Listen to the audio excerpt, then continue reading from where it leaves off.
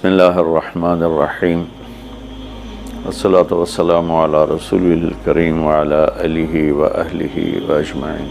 معزز سامعین، میرے محترم بھائی بہن، دوست احباب، بچے بچیاں، تمام اہل ایمان کو میری طرف سے سلام ہو۔ ہمارا نیا سال تو ہجری کے اعتبار سے ہوتا ہے تو وہ محرم ہو گیا ہے۔ ہر آنے والا سال ہماری زندگی کا بہت بڑا حصہ ہم سے چھین کے لے جاتا ہے اور ہم بے بس ہو کر اسے دیکھتے ہی رہ جاتے ہیں۔ دنیا کی ہر چیز پر ہم نے اپنے پہرے بٹھائے ہوئے ہیں، لیکن وقت اور زندگی جو سب سے قیمتی سرمایہ ہے، روزانہ ہم سے گردش دوران، سورج اور چاند کی گردش، دن اور رات کا ہیر اور پھیر، کہ ہماری زندگی ہم سے چراتا چلا جاتا ہے۔ اللہ کا غیبی نظام ہماری زندگی سے ٹائم کو، وقت کو گھٹاتا چلا جاتا ہے، یہاں تک کہ ہر آنے والی وہ موت کو گلے لگا کر اللہ کے پاس پہنچ جاتا ہے۔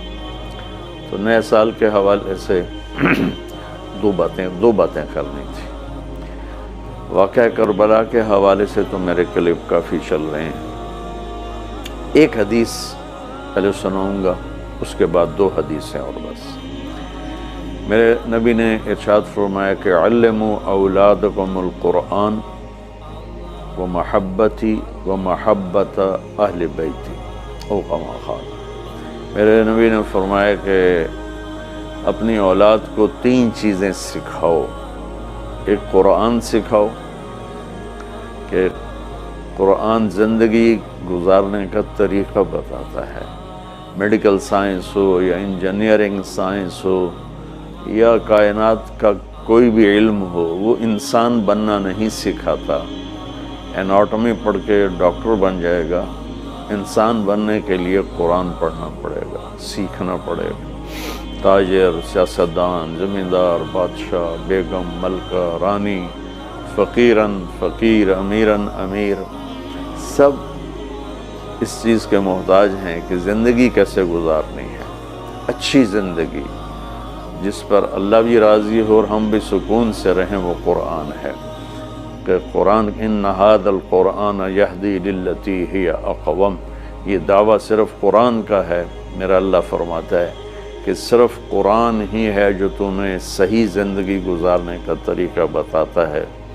ہمارے گھروں کی زندگی انتشار کا شکار ہے۔ شادی ہوتے ہی طلاقیں ہو رہی ہیں، طلاقوں کی ریشو بڑھ رہی ہے کہ والدین اپنے بچے بچیوں پر صرف پڑھائی پڑھائی پڑھائی، اور ہمارے پاکستان میں پڑھائی تو ہے نہیں، صرف کاروبار ہے۔ تو بچے بچیوں کو پتہ ہی نہیں ہوتا جب شادی ہوتی ہے کہ زندگی کیسے گزارنی ہے۔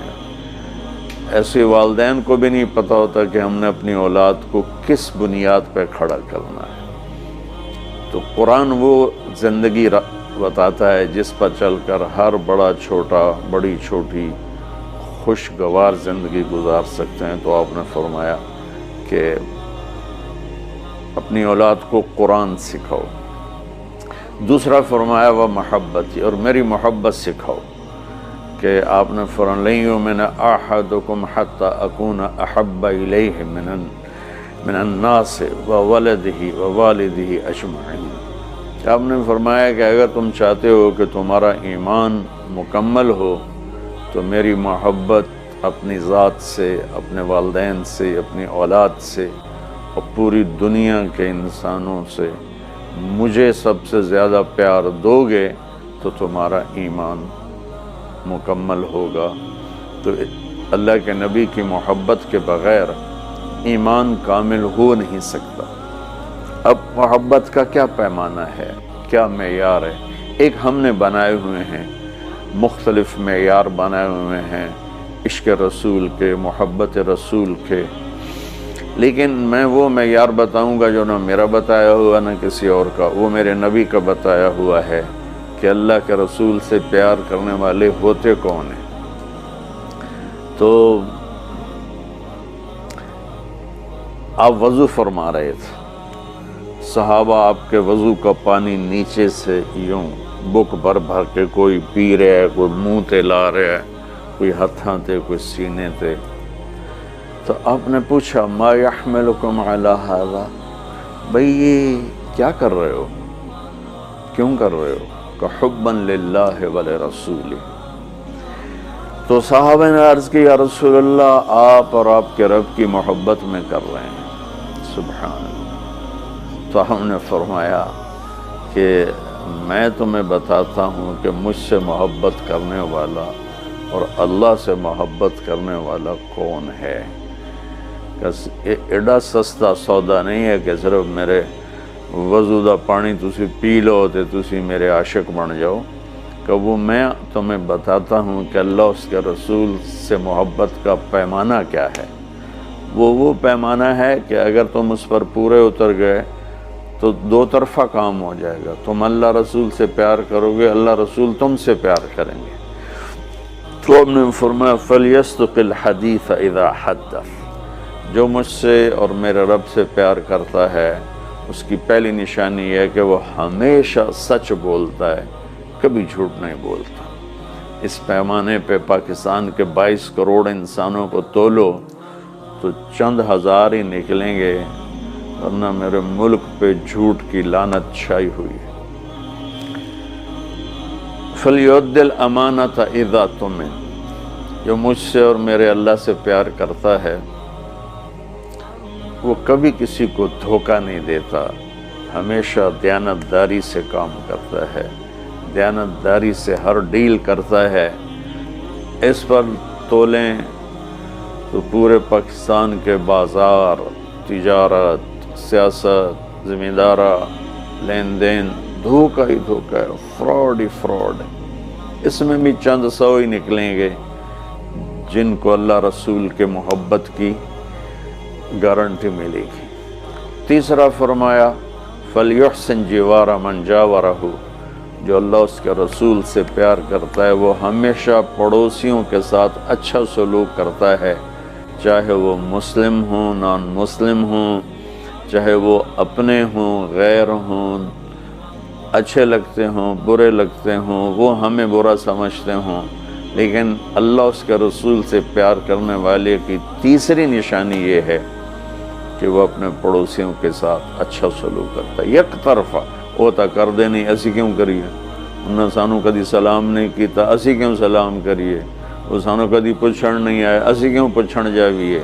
یہ عشق رسول کے دعوے دار تو ہو سکتے ہیں، اللہ کی بارگاہ میں ان کی کوئی گارنٹی نہیں ہے، یہ خارج ہیں۔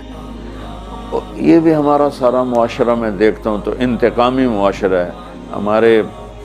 ہمارے علاقے کی مثال ہے جی، قدمہ دے قدم ہون دن، کیا مطلب کہ جو ہمیں پوچھنے آئے گا ہم بھی پوچھنے جائیں گے، جو ہمیں سلام کرے گا ہم بھی سلام کریں گے، جو نہیں کرے گا تو ایسا کیوں کریے۔ یہ میرے ملک کے اخلاق یہ ہیں، اور میرے نبی فرما رہے ہیں کہ مجھ سے محبت کی تیسری نشانی یہ ہے کہ وہ یک طرفہ ہو کر اپنے پڑوسیوں کے ساتھ اچھا سلوک کرتا ہے۔ تو اس حوالے سے نیا سال شروع ہو رہا ہے، ہم قرآن سیکھیں، اللہ کے نبی کی محبت سیکھیں۔ تیسری چیز فرمائی وَمَحَبَّةَ أَهْلِ بَيْتِ، اور اپنی اولاد کو میرے اہل بیت کی محبت سکھاؤ۔ سبحان اللہ، اس کے بغیر نہ ایمان مکمل ہے، نہ زندگی مکمل ہے، نہ راستہ طے ہوگا۔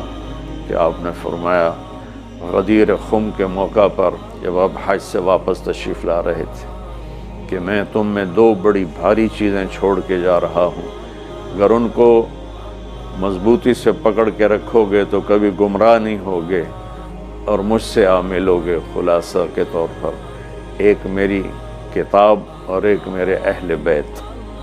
تو ہم نے قرآن کے ساتھ بھی ناانصافی کی ہے اور اہل بیت کے ساتھ بھی ناانصافی کی ہے۔ درد سے کہہ رہا ہوں یہ بات، میں فرقہ واریت سے بالا تر ہو کر یہ بات کر رہا ہوں کہ ہمیں اگر ان کے گھرانے سے پیار نہیں ہے تو وہ کیا ایمان ہے اور کیسا ایمان ہے۔ تو اللہ اس کے رسول نے جو محبت کی نشانی بتائی ہے وہ بھی میں نے بتا دی، اور جو اللہ کے نبی فرما رہے ہیں کہ 3 کام اپنی اولاد کو سکھاؤ: قرآن، میری محبت، میرے اہل بیت کی محبت۔ تو آؤ بھائی، ہم اپنے ملک کے لیے بھی ایک اچھے پاکستانی بنیں، سچ بول کے، دیانتداری، محبت، ایثار، وفا، صحیح تولنا، صحیح بولنا، اور ماں باپ کی خدمت، بیوی کے ساتھ اچھا سلوک، اولاد کے ساتھ محبت، یہ سارے وہ چیپٹر ہیں جو اس وقت بالکل ادھورے پڑے ہوئے ہیں۔ اور صرف نماز پڑھ لینا اور حج عمرے پہ زور لگا دینا بہت اچھی بات ہے، میں کسی نیکی کی قدر نہیں گھٹانا چاہتا، لیکن اور بھی دکھ ہیں زمانے میں محبت کے سوا، راحتیں اور بھی ہیں وصل کی راحت کے سوا۔ اسلام تو ایک زندگی ہے، یہ تو چند مختصر عبادات پوری زندگی پر تو نہیں ہے نا۔ اس لیے میری فریاد سنو اللہ کے واسطے، علماء سے بھی کہتا ہوں، خطیبوں سے بھی کہتا ہوں، اپنا مسلک پیش نہ کرو، اسلام پیش کرو۔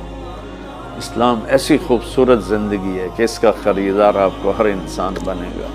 آپ سن لیں گے تو آپ کا احسان ہوگا، اب کر لیں گے تو آپ کی دنیا بھی بنے گی، آخرت بھی بنے گی، ورنہ فقیرانہ آئے صدا کر چلے، میاں خوش رہو ہم دعا کر چلے، وہ جو گیت تم نے سنا نہیں میری عمر بھر کا ریاض تھا، میرے درد کی تھی وہ داستاں جسے تم ہنسی میں اڑا گئے۔